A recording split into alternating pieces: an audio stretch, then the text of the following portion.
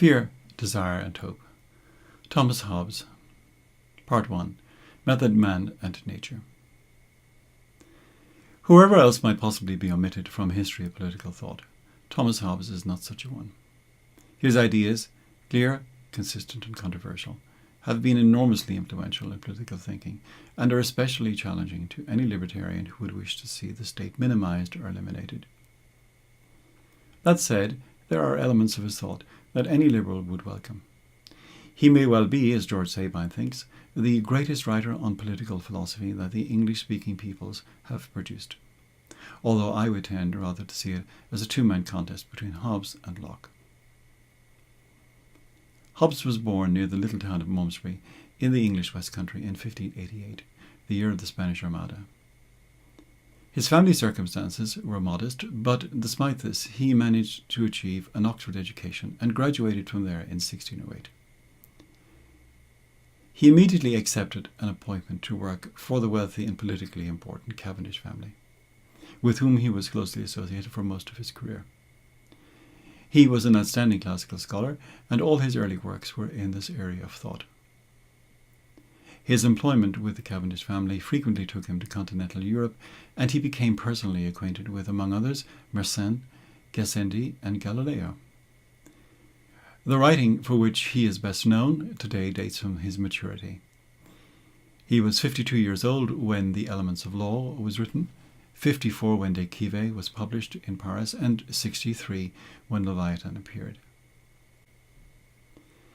He had an appointment as a mathematics tutor to the Prince of Wales in the exiled English court in Paris, but the publication of the Leviathan brought about his exclusion from the court, and he returned to England in 1652. Despite this exclusion, when Charles II was restored, Hobbes was well treated by the returning royalist regime, and he died peacefully in 1679. His three principal works, The Elements of Law, De Cive, and Leviathan, all concern themselves with more or less the same theme, except that Leviathan has a whole lot more to say on the topic of religion than the other two.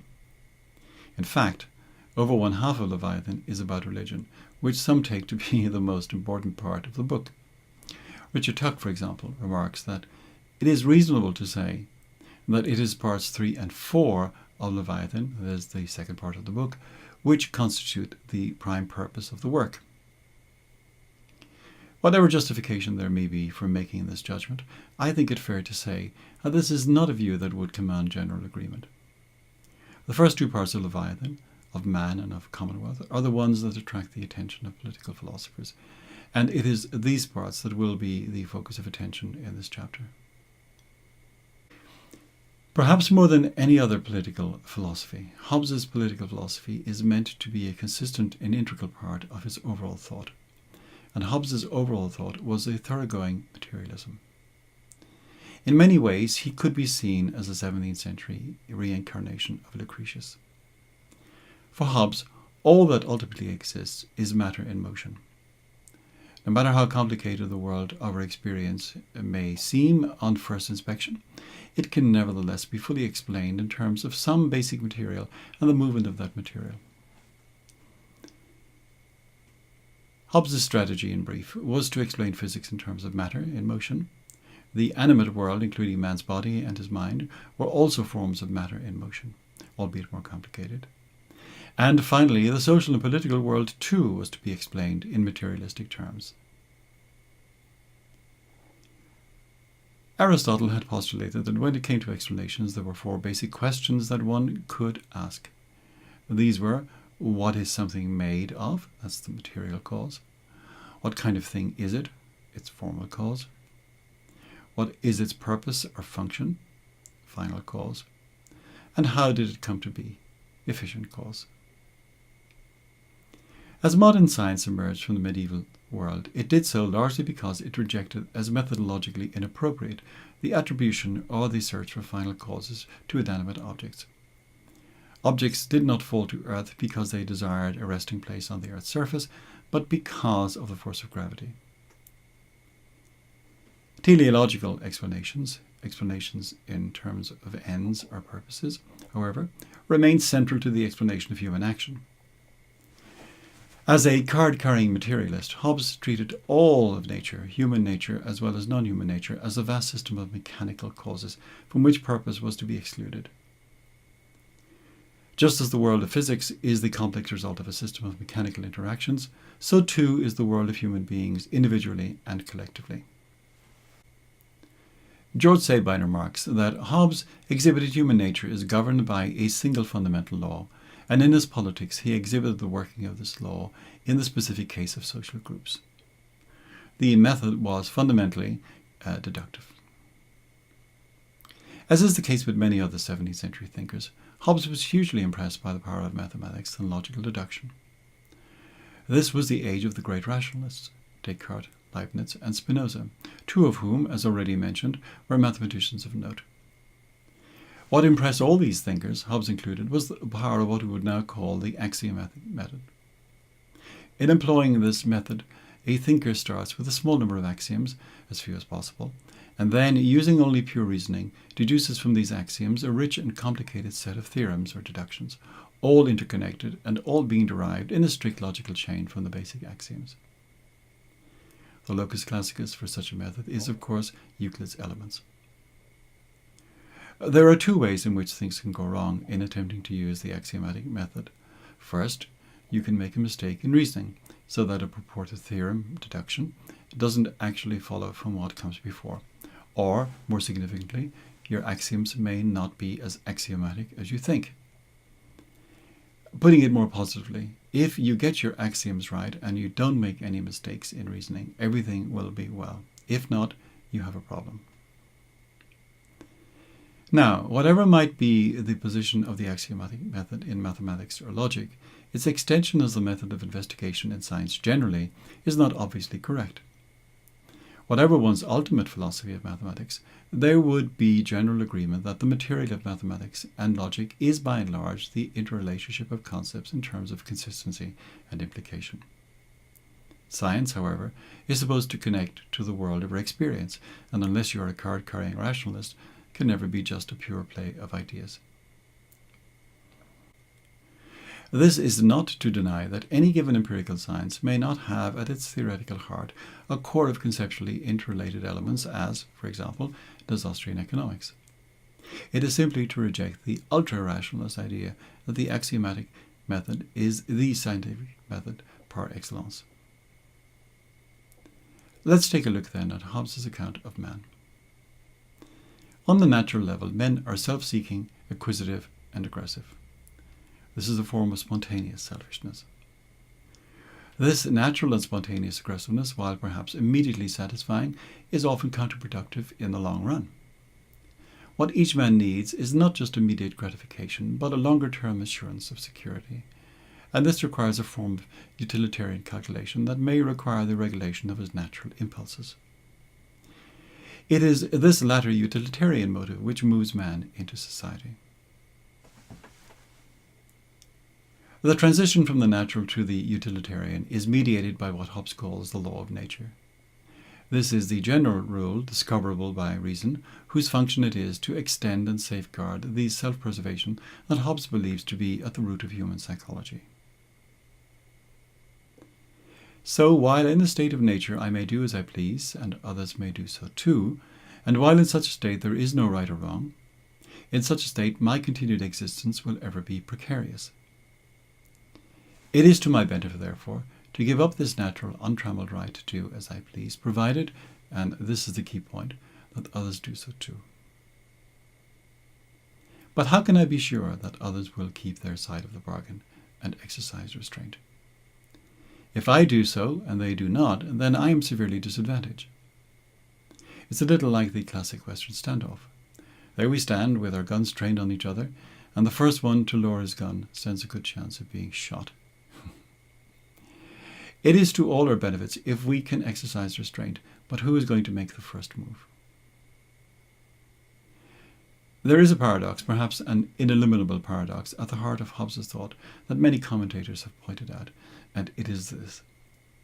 If, says Sabine, men were as savage and antisocial as they are first represented, they would never be able to set up a government. If they were reasonable enough to set up a government, they would never have been without it. Hobbes' theory, then, is an example of what we might call the Humpty Dumpty problem. If Humpty Dumpty falls off the wall, all the king's horses and all the king's men won't be able to put Humpty together again. And if you start, as Hobbes does, with certain assumptions about men as being isolated units of aggression and self-seeking energy, ever in pursuit of their own satisfactions to the disregard of others, then it is hardly surprising if you are going to find it difficult to explain how human beings can ever cooperate. What is the character of man's pre-social condition, the state of nature? Hobbes believes that in such a condition, men are by and large equal in strength, at least to the extent that any one man could, in the appropriate circumstances, kill another. Nature hath made men so equal in the faculties of body and mind, as that though there be found one man sometimes manifestly strong in body, or of quicker mind than another, yet when all is reckoned together, the difference between man and man is not so considerable as that one man cannot thereupon claim to himself any benefit to which another may not pretend as well as he. For as to the strength of body, the weakest has strength enough to kill the strongest, either by secret machination or by confederacy with others that are in the same danger with himself. What each man wants more than anything else is to preserve himself, not only in the present but in the future as well. In the state of nature, fear of sudden and violent death is omnipresent. In Hobbes' view, men in the state of nature would like to have what the others have, but fear that others are thinking just the same thought, so that men come to fear and distrust each other. If any two men desire the same thing, which nevertheless they cannot both enjoy, they become enemies, says Hobbes. But it is not only fear that motivates men. Men also seek to be esteemed by others as they esteem themselves, and resent any sign of contempt. In such circumstances, no man can afford to let his guard down for a moment lest others take advantage of his lack of vigilance. His every waking moment is consumed by fear and distrust. There are three causes of interhuman strife, or as Hobbes terms it, war: competition, fear, that is diffidence, and glory. Men compete with one another for gain, to make themselves masters of other men's persons, wives, children, and cattle. Men fear each other as threats to their own property and safety, and defend themselves against such predation. And they want to be esteemed and valued by others as they value themselves, and resent the failure of others so to do. Hobbes writes, "During the time men live without a common power to keep them all in awe, they are in that condition which is called war, and such a war as is of every man against every man. For war consisteth not in battle only, or the act of fighting, but in a tract of time wherein the will to contend by battle is sufficiently known. And therefore the notion of time is to be considered in the nature of war. The nature of war consisteth not in actually fighting, but in the known disposition thereto." In a state of war, there is no place for the civic virtues, for agriculture, sea voyages, construction, engineering, or scholarship. And life in this condition is, in Hobbes' famous and memorable phrase, solitary, poor, nasty, brutish, and short. It's hard not to see some aspect of Hobbes' thought as being, at least in part, a reflective product of his own particular experiences in the war-torn years of the English Civil War, or the War of the Three Kingdoms, as it is now sometimes known. This fraught time saw the destruction or demoralization of many traditional social institutions, leaving only the contending parties of Parliament and King at the top, and the suffering individuals at the bottom, with a ruined social landscape in between. Small wonder then that Hobbes saw nothing of substance between the monster Leviathan and the individual. "There is no middle ground between humanity as a sand heap of separate organisms," writes George Sabine, "and the state as an outside power holding them precariously together by the sanctions with which it supplements individual motives." All the rich variety of associations disappears, or is admitted suspiciously and grudgingly as carrying a threat to the power of the state. It is a theory natural to an age which saw the wreck of so many of the traditional associations and institutions of economic and religious life, and which saw above all the emergence of powerful states in which the making of law became the typical activity. Given this absence of intermediate social structures with their own modes of authority, and there can be no such quasi-independent authorities in Hobbes's world where all authority belongs to Leviathan. Hobbes presents us with a clear choice between either the acceptance of Leviathan or a state of ultimate disorder and lawlessness. Take it or leave it. And who, given this choice, would be so foolish as to leave it? In giving this account of man's original condition, Hobbes intends no moral judgment. He sees himself as simply describing how things are or how things have been. If you are not inclined to believe Hobbes, he asks you to take a look at the 17th century America, where, apart from the social life of families, there is no government, and the savage people, as he calls them, live in a brutish manner. Such a state of war is also, Hobbes thinks, the natural condition of international relations, where one nation or state relates to another in this way. The thought of Hobbes, then, in the Leviathan is usually portrayed as starting with the state of nature and working towards civil and political society. However, it's also possible that what Hobbes characterizes as the state of nature is arrived at imaginatively by starting with civil and political society and removing from it the lawmaking and law enforcement that Hobbes thinks is the essential function of government until one arrives at chaos. In this state of nature, there is no right and wrong, no justice or injustice, because such concepts have purchase only in civil society. For Hobbes, justice and injustice are a function of law, and law, in turn, is a function of what Hobbes calls a common power. In a state of nature, there can be no such thing as property, but mere possession. In this state, men can do whatever is necessary to preserve their lives, so much so that each man has a right to everything. Not a right based on law, to be sure, for there is no law, but a right understood in that no one may, except by naked force, prevent them from taking and using whatever they desire. Given the awful situation that men find themselves in the state of nature, it's hardly surprising that they desire to escape from it. But how? On the one hand, men fear death, injury, and spoliation. They desire peace and tranquility, and would like to obtain it. On the other hand, they are moved by pride to an aggressive self-assertion. So we have a multitude of self-seeking, aggressive individuals, each seeking his own long-term preservation, but each unwilling to yield his natural right to do as he wishes, unless all others do likewise. How is this impasse to be overcome? We could try to reach an agreement with each other so to do, but this, Hobbes thinks, is foolish beyond permission. How can we be sure that the others will keep their words? Covenants, he says, without the sword are but words, and of no strength to secure a man at all.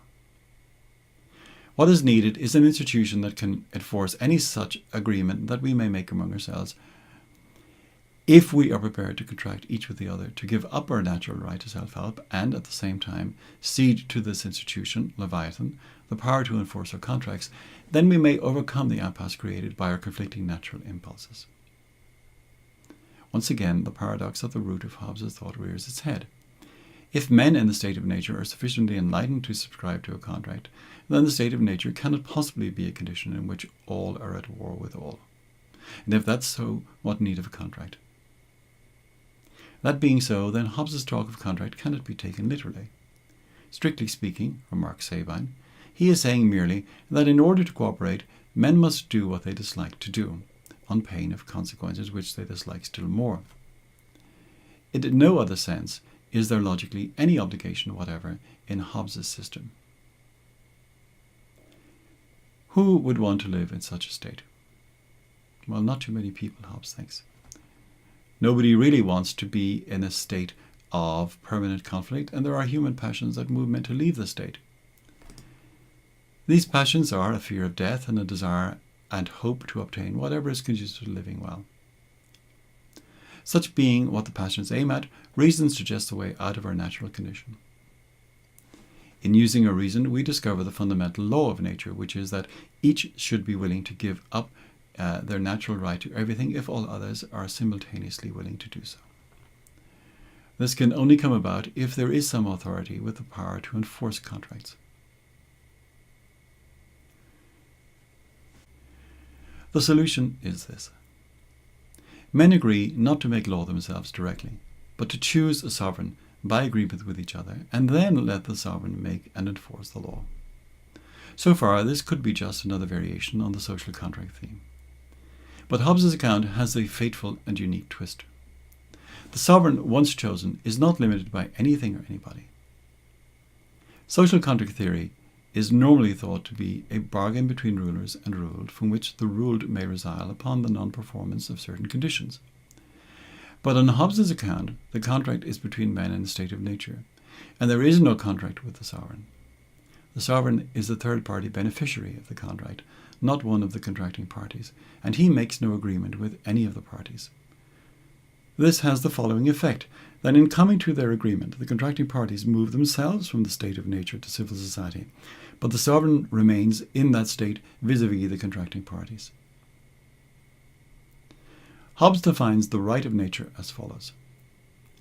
The right of nature, which writers commonly call jus naturale, is the liberty each man hath to use his own power as he will himself, for the preservation of his own nature, that is to say, of his own life, and consequently of doing anything which in his own judgment and reason he shall conceive to be the aptest means thereunto.